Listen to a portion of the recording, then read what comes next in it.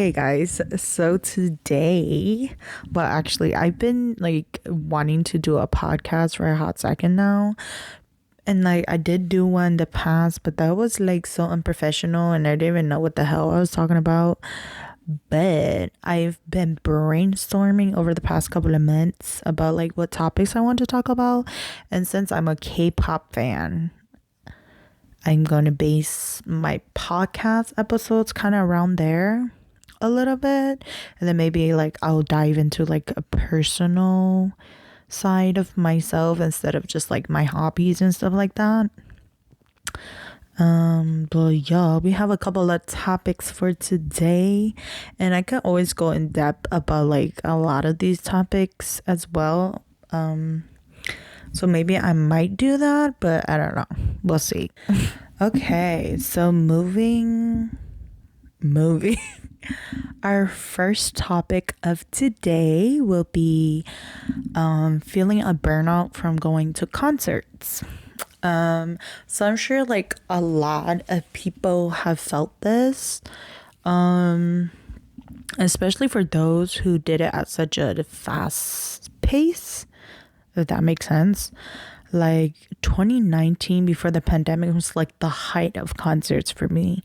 And then like I went to a couple in 2022 and as well as last year.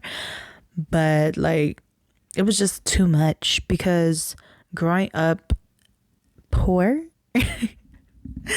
like the only way I could really enjoy K-pop was through YouTube. And like, yeah, girl, we had internet and a family computer, you best believe. But like that was the only way, and I used to always dream of like going to concerts and stuff like that. So now that I'm older and have adult money, that's what I use most of my money for, like K-pop and like concerts and stuff like that. So 2019 was definitely the year for me. Like I miss it so much. Concerts were amazing. That was the year I saw BTS for the first time. It was insane. I also got to go to like one free concert. It was weird, but like it wasn't K-pop. But yeah, like I saw so many artists that year. It was really amazing. And like I just the moment I realized that I was kind of feeling a burnout was last January when I went to see NCT 127 in Chicago. I think also like the situation that I was in at the time played a huge part, but just like overall, I was begging for that concert to end. I'm not even gonna lie. I had the set list pulled up. I was like, okay, they're gonna perform 5 more songs, then it's over. Like, that was it for me. I really enjoyed the concert though. Like, don't get me wrong, NCT, like, they're such great performers. They interact with the crowd. Like, that was my first SM concert ever, and I wouldn't trade it for anything else. But then that was also when I realized that maybe going to concerts like I used to won't happen ever again. I didn't go to another concert until like March, and I went to go see Keshi with my friends, and that one was fun because like, you know, I've already seen Keshi, but it was like my friend's first time going, so I was just like vibing a little bit. He performed some of the same songs that he did before, some of the new ones, and I was just like vibing. But after that, as much as I wanted to go to other concerts, I didn't. I just couldn't. Even though like I was jobless, girl. Like from fucking December until March, I was fucking jobless. But yeah, like even though I had a job again, like I got a job in March. Even though I got a job again, like I just couldn't fathom using my money on concerts again and traveling and stuff like that. I did want to go see Twice again, but like I have a traumatic experience from that. Not Twice, but the trip itself. So yeah, I just did not. I took a break from concerts. I want to say it was a whole year break. So I think it was very much needed because honestly, the adrenaline like is the only thing that keeps me going for concerts. Like that's the only way I make it through them 2 to 3 hour concerts and like the fan engagements and stuff, benefits, whatever. And like I think the break was very much needed because just 2 weeks ago, no, just last week, I don't know what, whatever, I went to go see VAV in Chicago. And I think because I've been wanting to see them for such a long time, like since 2018, that like I bought the tickets immediately. I was like, I wasn't even sure if I was ready for another concert. But when I went, I realized that's when I realized that the year break was a good break, because VAV, like you guys already know, they're famous for their fan engagements and stuff like that. And to experience that live was amazing. And like just to watch them perform, and girl, them mics were on, okay? They made me not learn, but they made me rekindle my relationship with concerts. I know they were just like the first concert I've been to in like almost a year or whatever, but they really helped rekindle my relationship with concerts. I felt at ease. I was actually enjoying myself. I didn't want the concert to end. And like, I'm ready for my next concert already. Like, it's crazy. Even though I'm still poor, but like, and it's okay. Hear me out. I'm not a fan of Chicago, but it's the closest city I could drive to where K-pop acts perform. And like, I also hated the idea of always having to go to Chicago. I think that's why I kind of always, like, I avoided concerts last year, because I just dreaded the thought of it. But after the VAV concert, I think now that I've been in Chicago more, I want to say it's like my 8th or 10th time there already, that I kind of got the hang of it, and I actually want to go back to Chicago. It's crazy. And like before, I used to be like, I cannot live in Chicago. Like, this place is too busy for me. Like, it's crazy. But I think I'm experienced now. I think I could live there. Might move there. Let's not talk about it. Let's not. I'm gonna put it out in the universe, but not yet. But yeah, like VAV rekindled my relationship with concerts. And yeah, like I'm super excited to go to my next concert, whichever one that'll be, girl. I don't even know. Like, okay, let me tell you guys. I've been manifesting 17 North American tour since last year. And, you know, like two members are injured, Scoops and Jonghan. So like, no rush. But like, they just did the concert, was it in Bulacan, whatever, in the Philippines. And girl, they always, wow, I'm so jealous of Filipino fans, girl. I have to go to a concert overseas. That's on my bucket list, and it has to be 17. But yeah, like, I've been manifesting a world tour from them, okay? And I feel it's slowly coming, but I just need to know when, because I'm not financially stable. So it needs to come in a time when I'm financially okay. And I've also been manifesting Le Seraphim tour. They teased it, but there's no official announcement. And they're going to Coachella, which is crazy. 8 T's in the Rose is going to Coachella too. And I cannot believe it, because I always dreamt of going to Coachella, but I'm poor. But if this video blows up, maybe I could go. Maybe they'll invite me. And then, like, I'll love going to concerts again, you know? And IU just announced her tour, bitch. She's coming to America. She's coming to America. Okay. I was at work when I snuck out my phone to peek at it. That was amazing, okay? Like, I could not believe my eyes. I wanted to go somewhere else, but it seems like Chicago might be the ideal place for me to go see IU. I wish she picked a bigger venue, but I think because this is like her first time touring in America, they're just testing out the waters. But for sure, it's definitely gonna sell out, because everybody and their mom want to see her. Next topic is why I can never be a security at a K-pop concert.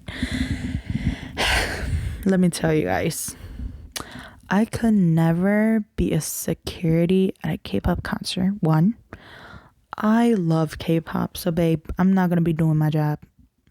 I'm gonna make sure these fans get their interactions. I will grab their phones and give it to the idols, okay? That's me. And also, I can never be a security at K-pop concerts, especially like during send-off or like fan engagements. Bitch, if you're chasing after the idol, you best believe I'm gonna tackle you down because you're not supposed to do that. If you hop barricade, you best believe, or if you try to touch them where you're not supposed to be touching, then I'm gonna slap your hand. Then you're gonna be upset and you're gonna cancel me on Stan Twitter, and I don't give a fuck because there's gonna be people backing me up because your sassing ass wanna fucking touch the idols. Oh my god, excuse the language. But yeah, I just don't think I could ever be a security there. Like, I do have like a little bit of experience working concerts, but like, working, bitch, I didn't get paid. That shit was volunteering. I did like get like reimbursement for the stuff I bought, but like still, okay. Like, ooh, excuse me. Like, yeah, like I don't think I could be a security there. I think you can only be a security there if you're not a fan of the music, so you can actually do your job. But like, I don't know, I just can't fathom being a security there because they're gonna be making me sign NDAs, babe.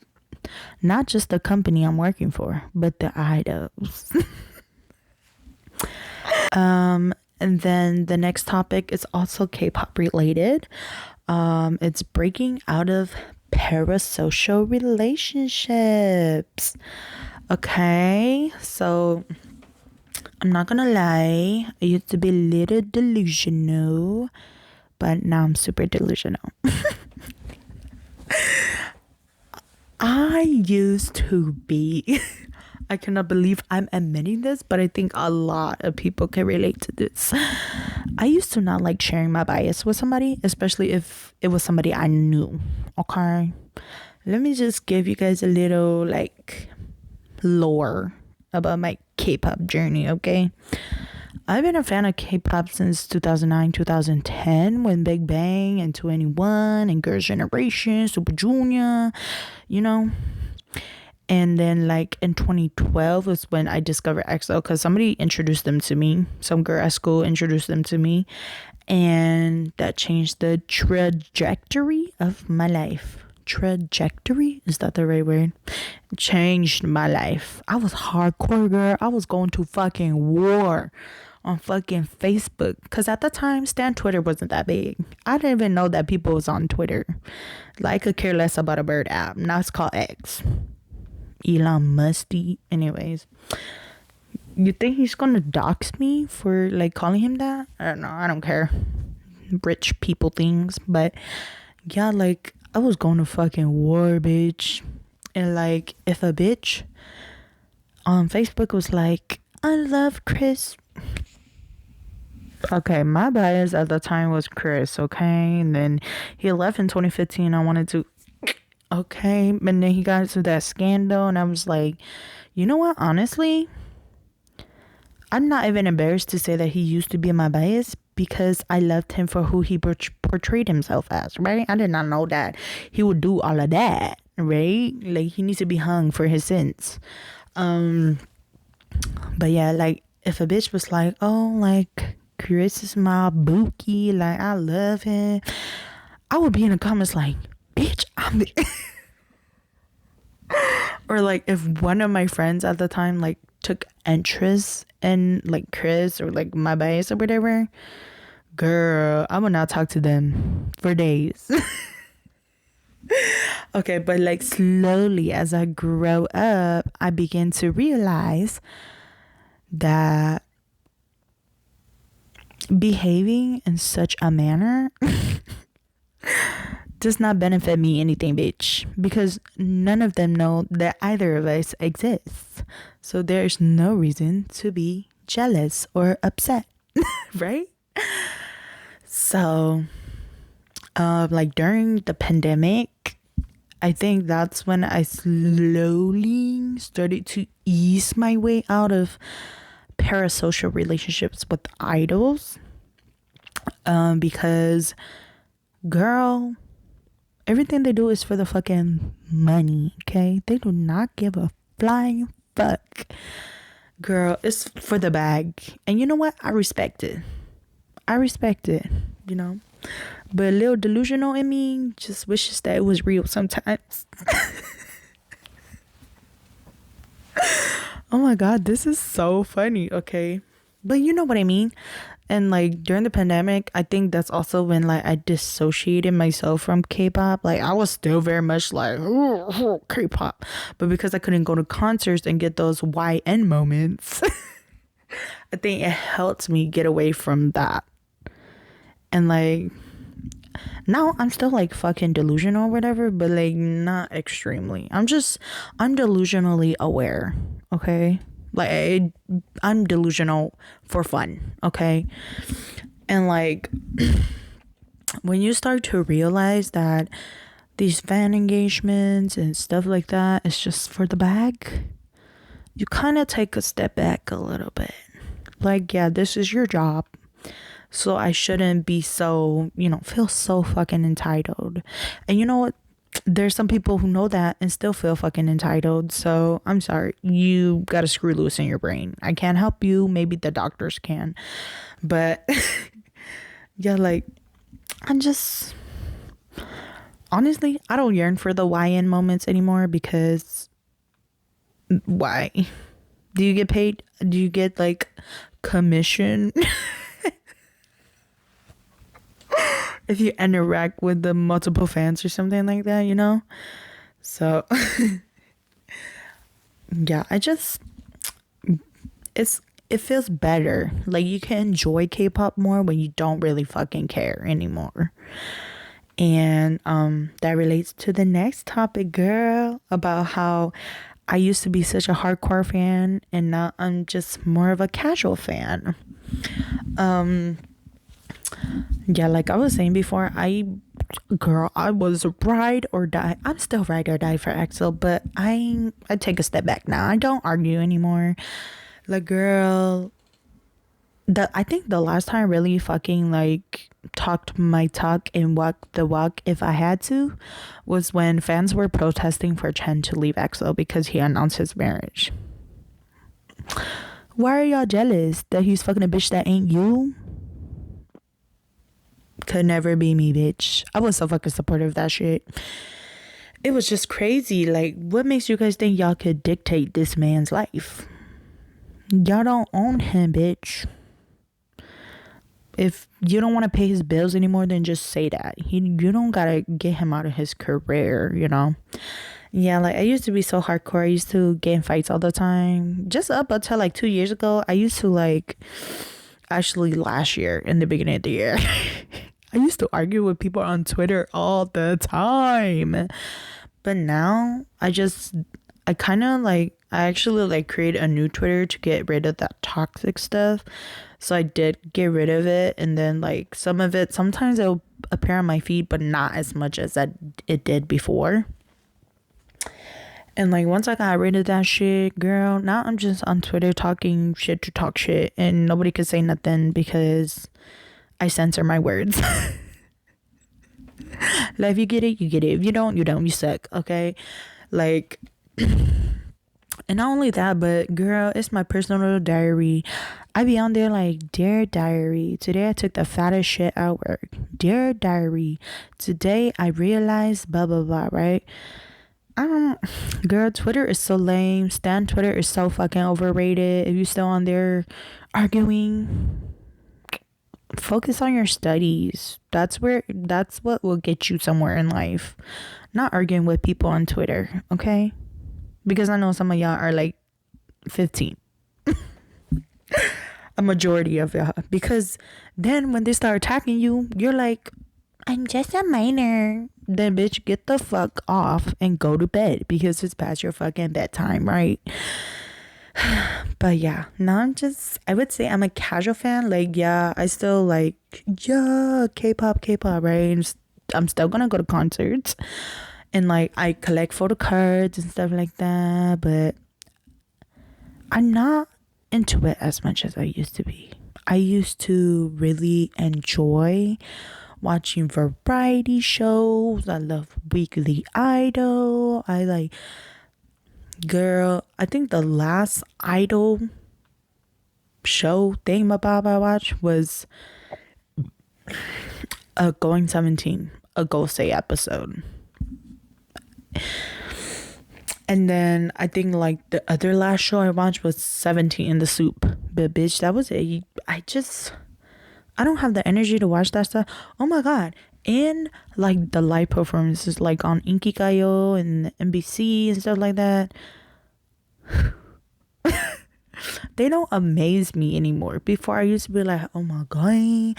It's very rare that like I would watch those live performances. I do watch them if like I see like screenshots on Twitter or like on TikTok of like my bias or like the group performance and it looks really cool, the outfits, the concept, whatever, then I'll watch. But other than that, I don't really care for it. I'd rather just watch the music video and the color day. But even nowadays, I don't watch the music video. I just listen to the song on Spotify. If I like it, I like it. If I don't, I move on. Yeah, I've been utilizing Spotify a lot. Hopefully one day I can get sponsored. But yeah. But yeah, even though like I still like collect photo cards and buy albums here and there, still go to concerts like that, I would say I'm more of a casual fan now. Like, girl, I actually listen to so much Sabrina Carpenter. It's insane. And Tate McRae and Keshi and like 88 Rising Artists and like SZA and stuff like that now. Like compared to before, bitch, it was strictly K-pop. But now I've expanded my listening, my music taste. And like, don't get me wrong, like back then I used to like listen to that shit all the time. Like during the time when I was just like first getting into like K-pop, girl, ain't nobody had nothing on Justin Bieber. That was my Pookie, and like my siblings always made fun of me because you know at the time he had a higher pitched voice. And like they're always like, ooh, you like a girl, whatever. Bitch, I don't give a fuck, okay? Hailey Bieber did too. Now she's married to him. Y'all should have just let me dream, okay? And yeah. Oh yeah, One Direction too, girl. Like I was really into them. I had a friend in school who was really into them too, and Justin Bieber, but she liked Justin Bieber way more. Shout out to her. She what is it called, a die-hard fan. Love that for her.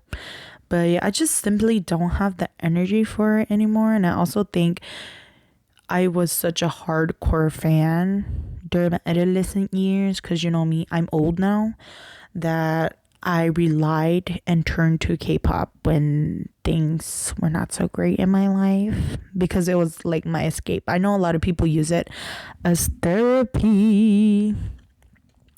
But yeah, that's what I used it for. It was an outlet for me, and like, yeah, I'm not gonna say the word, but you know that mental thing. Yeah, I think during my adolescent years, that's when it was the hardest for me. So I really like relied on K-pop. And that's why like when people don't understand why I'm such a huge K-pop fan, like some of my family members, I just tell them, I'm like, bro, like when I wanted to you were there for me. Like y'all were there for me, bitch. BTS, EXO, bitch, they was there for me, okay? When I wanted to they were there for me. And like that's why I still hold them so dear to my heart. That's why I think like I can't really let go of K-pop, because it's just a huge part of me. It made me into who I am. I learned so much. I just learned so much from K-pop, whether it was like life lessons or like music stuff. I just learned a lot and they play a huge role in my life. But since I'm not as much anymore, I don't really listen to them anymore. I kind of feel like I grew out of it, but I didn't at the same time, if that makes sense. Yeah, I don't know. I feel like I talked so fast during this whole thing, but this was so fun, girl. Like, it was definitely nice to get these thoughts out. I don't know. I don't know what else I'm gonna talk about, maybe in the next episode, whatever. But you know what? Let me do a little cute little segment on here, because I know some other podcasts they do it too. I'm feeling inspired by them. Let me stop this recording and I'm gonna go make a note of it and I'll be back. Okay, I have returned with the list. I had to go on Spotify and go look. I haven't updated my band K-pop playlist. I named it that because it's too addicting that I can't get out of my head, so it's banned, but I still listen to it. But my top 3 K-pop songs of the week that I will never get tired of, girl. So they're kind of old releases. They're not like, not old, but like they're not new, okay? So the first one is Standing Next to You by Jungkook. Or, I mean, not Jungkook. Jungkook. Anyways. So, can I be honest? I did not like the song when I first heard it. Because, like, I'm not really a fan of, like, that kind of genre. Like, I prefer 3D more, even though Jack Harlow's in there. No hate to him. He kind of ate. Like, he was ABG, so I was like, hey, that's not me, though. But, like, my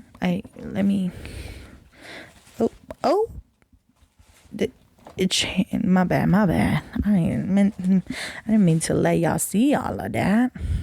I don't even remember how this, anyways. Yeah, but then I kept seeing people do the fucking dance break on TikTok. And it's in my veins. I need it on an IV drip every day of my life. It's just so good. Jungkook looks so good. I can't believe he's in the military. Like, that's crazy, girl. He was already serving, okay? Then the next one is Drama by aespa. I'm gonna be honest. I don't really name aespa as one of the groups that I listen to, but girl, they're like, I'm obsessed. Like, I think like their past 2 songs, Better Things and Spicy, didn't do that great, but girl, I was eating that up. I don't know, like the what's consensus of those 2 songs, but I feel like nobody else was feeling it like me besides their fans. I don't even know what their fans are called. But Drama, they just always have a addictive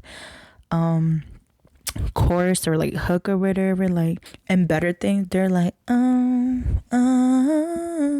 got better things. Like, oh my god, the concept. Girl, they all look so good. I was so gagged. And then the third song is it's been a while since she's been released, but Maniac by Viz. Every time this love is maniac. Okay, this song is so good. And girl, the way this song, the choreo was made for her is literally insane. I just keep seeing the same video of her on YouTube Shorts, on fucking Facebook Reels, on TikTok. It's because the algorithm knows that I need to see it at least 10 times a day. And I'm not complaining, just making an observation. But yeah, those are my 3 top songs of the week. Let me know you guys' top songs of the week. I don't even know if I'm going to film an episode every week because it took me so long to come out with these topics. But yeah, hope you guys enjoyed this first episode. Is it like a pilot episode? I don't know.